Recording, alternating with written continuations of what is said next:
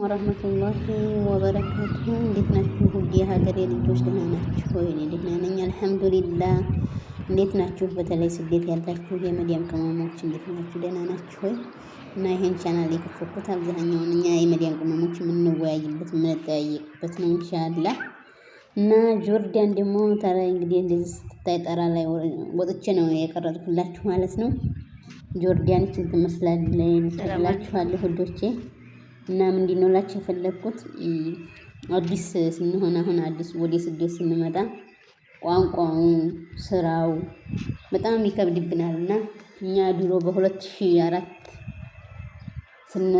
ወደ ሳኡዲ ስንመጣ ሁሉም ነገር በጠቀሳ ነበረ ማለት ነው። እሷን ተከትዬ እንደዚህ እያሳየች ምንም የማውቀው ጉዳይ የለኝም። በጠቀሳ ልክ እንደኔም ቆራው ነበረ የምንግባባውና በጣም የሚከብድበት ጊዜ ነበር። ብቻ ስደት በጣም ይከብዳል። አጠቃላይ ግን ደግሞ ለአዲሶች በጣም ከባድ ነው የበለጠ ማለት ነው። አዲስ እኮ ነው ቋንቋው ስራ በጣም አስቸጋሪ ነውና ኢንሻአላህ በቀጣይ ቪዲዮ አንድ ነገሮችን እንማማራለን። ቋንቋ ምናምን ስራ የምግብ ስራ የምትፈልጉም ካላችሁ እንደዚሁ በኮሜንት ጻፉልኝ።